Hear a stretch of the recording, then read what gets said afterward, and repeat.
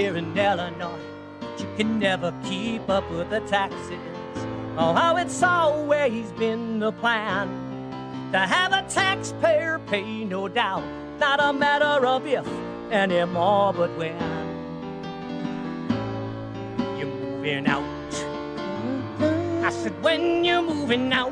That song means it's time for our weekly confab with Ted Dabroski, president of Wirepoint, wirepoints.com, all things Illinois policy related.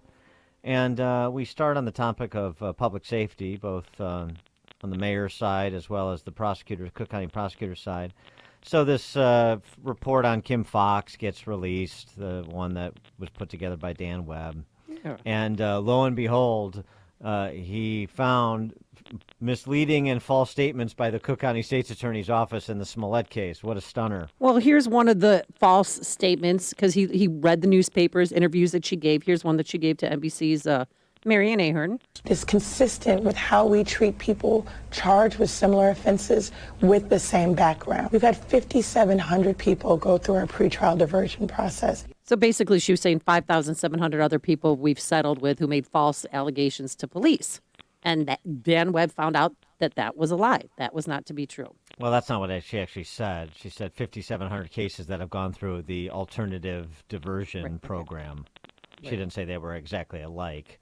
So Dan Webb is sort of parsing language there. But there's other things. I mean, the bottom line is she said she had this airtight case against Smollett, and then for some reason that airtight case became a case. We didn't think, we weren't sure, maybe we couldn't have got a prosecution, so I cut this deal with him for $10,000 and go spend a couple of days over Operation Push because we didn't think we could get a conviction. So the real question, which Dan Webb doesn't get to, of course not, because this is about Dan Webb and this is about covering people's asses, which is basically what Dan Webb does, except for Kim Foxx, because she is now a convenient I wouldn't say scapegoat because she's a bad actor, but she's sort of a convenient focus away from all of these institutional interests that Dan Webb has, and Dan Webb has been birthed from. The bottom line, why? Here's what I want to know. And I want Dan Webb, U.S. Attorney, Special Prosecutor, this blockbuster report. It's nothing of the sort. Why? Why did she go from saying, we've got a strong case, and so we could easily get a conviction is essentially what she was conveying, right, to we have a weak case and we did this deal because we weren't sure we could get a conviction. Something happened between those two statements. I want to know what happened. Yeah, some conversation was had. Yeah, I want to know who happened. And we don't get to that, do we? No. Another thing in the 60-page report that I found interesting, she said Jesse Smollett had a clean record, never been arrested before. Not true. He had a DUI in 2007, and he stole his brother's identity and pretended that he was his brother. So he has lied to police before. I'm just saying that's something else. Jesse Smollett is so ancillary to this story. At this point, yes, he's a goof, and he was goaded on by all of his Hollywood friends to destroy himself, which is what he's done. But now that we're beyond that, beyond the obvious that this was a hoax and he is a buffoon and he is an embarrassment and he's an identitarian hack who was propped up by identitarian hacks, and now he's got to pay the consequences of being a laughingstock for the rest of his life for choosing to fall in with these people. But what about those people? We never get to what about those people. What about those people and their influence on Kim Foxx's change of position on the strength of her case? Why isn't that question being pursued relentlessly? Because at this point, in particular, that's the only question that matters. I know, and the only person who had access to her yesterday was NBC5's Marianne Ahern. I don't know if you want to hear anything from it. Not unless there's an answer to that question. Well, she didn't mean to mislead anybody, Dan. I in no way intended to mislead the public in the course of this case. I in no way meant to give the impression of facts that weren't true. Yeah, I mean, what changed your mind? Whatever. What changed your mind between you had locked charges to now you don't have a strong case? this sort of like feeble damage control, and Webb sort of dances around, professional misconduct, and people will say, she should be disbarred. Yeah, okay, it's not going to happen. No, And you know I was why one it's of those not, people. and you know why it's not going to happen. So now let's get to something interesting, like the actual truth. Let's do something we never do in Chicago, and use this as an opportunity to doggedly pursue the full truth of what happened. But no, we're not doing that, are we? For more on this, Ted Dabroski joins us. Ted, thanks for being with us. Appreciate it. Hey, good morning, guys. Dan, I have a kind of a feeling like you. Whatever, I the minute this case started, it was a whatever, because this just fits in with the typical. What do you want to call it? Corruption. It doesn't matter whether we're talking about finances or crime or anything like that. Most of these things don't follow the right path to why it actually happened. We live with the pains that we live with in Illinois without the whys, and this just fits right in with that. Yeah, exactly. Without the whys. The things happen, but we never know why they happen. We're mystified by them. And the who's, right? Yes. Well, we never know, right? We never know why they happen. We never know who, the full complement of people who were involved. We only know the people that we don't know want us to know. Yeah, I'm at the Indiana border right now in Dyer, Indiana. Are you escaping? Can I come with? Yeah, I'm doing some filming work, and what's fascinating there, a big focus is going to be on property taxes, and it's kind of the same thing, right? And I don't mean to move away from the crime, because that's the critical thing right now, especially for Chicago. But it's the same thing. How do our property taxes get so high? Whose fault is it? Why does it happen? Nobody can really put their finger on it, because the press doesn't cover it. The politicians don't care. We just keep paying more and more. When you can just come over the border here and you see that the property taxes are half or third of what they are in Illinois, and gas is cheaper. Everything is different here. Sales taxes are lower, and we can't kind of get to the why. And I think this is what drives people crazy in Illinois, which is why people just go over the border. Well, don't they have a $3.9 billion surplus in Indiana? And that I heard that Governor Holcomb's giving property owners money back next year because they have such a large surplus. We saw the same thing in Wisconsin when Wisconsin started giving money back, and that was after all the big reforms they had in Wisconsin. The people thought that they wouldn't have paved roads anymore, and schools would be closed. But after they did those big reforms back in 2011, the state's done a lot better financially and economically, and it's one day we'll have that in Illinois, but not right now. Let's talk about a response, or dare I say revolt, in the wake of this violent crime that has swept through the city. You had this incident with Joe Pirillos' high-end car joint being hit, and Joe Pirillo speaking out, and came on our show and spoke out too, and that became sort of a thing for a minute. And he talked about enough is enough movement and wanting to start that, and other business people stepping up. But I don't know what form it takes. I mean, I don't even know if you could get people to provide form to it. I think they want to say enough is enough, and this is ridiculous, and maybe they'll take the obvious play, get rid of Lightfoot, get rid of Foxx, so on and so forth, get rid of Preckwinkle, get rid of Dart, whatever. You get rid of them, you just change them out for new people who do the same things, like we did with Lightfoot for Aram. But did you have any thoughts on if people were actually serious about it, about putting markers down, about putting themselves on the line, what form a revolt could take? Well, I've spent more time, especially in the last couple of weeks, I've met a whole bunch of mama bears. And I have to tell you that in the 12, 14 years I've been doing this here in Illinois, I've never seen these kind of parents. And not only are they upset and angry, but they're pretty good at communicating. I have to tell you, the most impressed I've been in years. Now, is it a small group? Yes, it's a small group, but it's far bigger than I've ever seen. Now, that doesn't make a change for Illinois, right?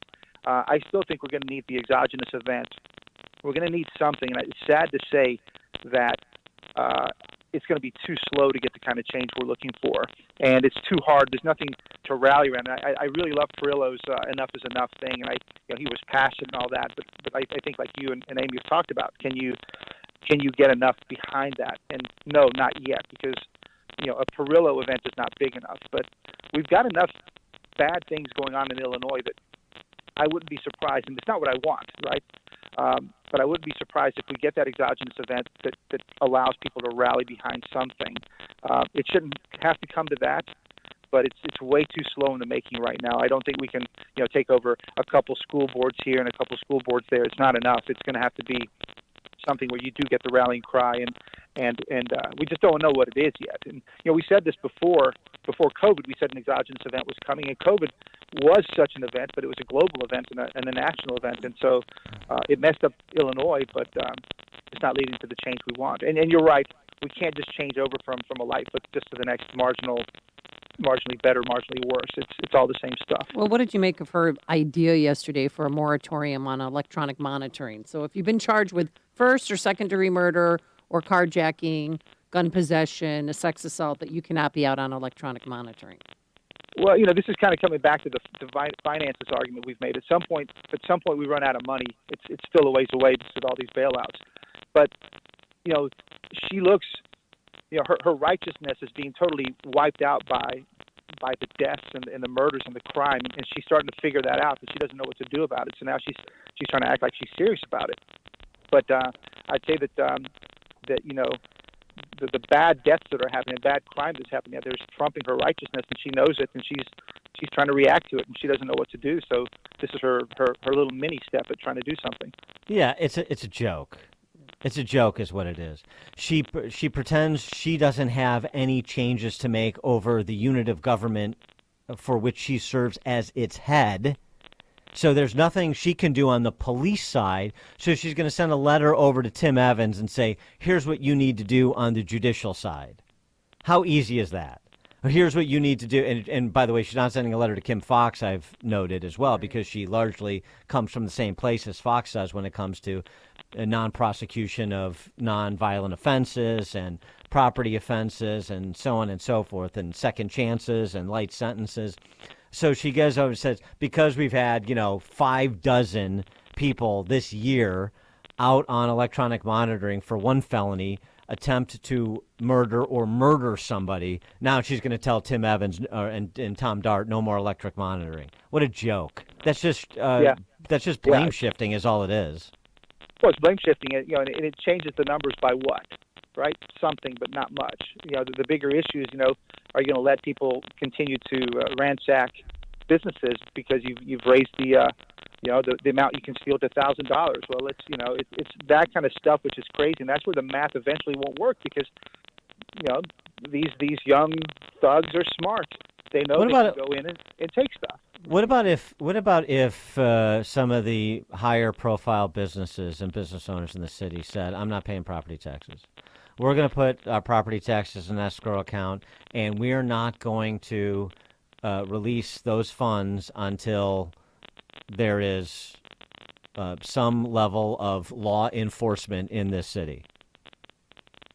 Well, now you're talking about whether Pirillo had any real power. If Pirillo could get the big corporate names, and we could go through the list, just go look at Civic Committee or Civic Federation, and there they are right there.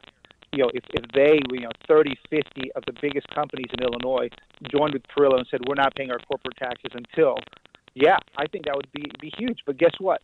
It ain't going to happen, right? It's just they're too weak, and they're not going to take on the system. I wish at some point that would happen, and maybe that's why I say it's going to take that exogenous event where I don't know who gets killed or what happens in Chicago to where they finally put their foot down. But they're not there yet, and I wish. I wish they would get there sooner than later. But if Pirillo could move those guys, it would be great. I just don't know. I don't know Joe, and I don't know what he's trying to do. But it's going to take those guys. And and it's in the different, like some of the publicly traded is sort of a different story than the privately owned.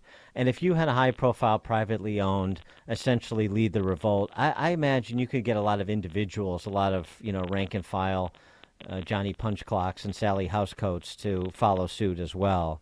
I don't know. That just could be something interesting. And, it's sort of, again, that, they can't take all of us to the gulag. Not that they won't try, but we just never seem to get to a point where there's strength in numbers to force some alteration of policy. And then it just comes back down to that same first mover free rider problem. Nobody wants to be the first mover because they bear the brunt of the response, and then you got people that are just going to sort of quietly go along without putting any skin in the game. Yeah, that's why I always go to that strength in numbers is a sad one. We've talked about it before. The strength in numbers is going to be the amount of people who leave. And right. We need the strength in numbers to be the people here, but it's the strength in numbers of people leaving that are going to break the finances eventually. But you're right.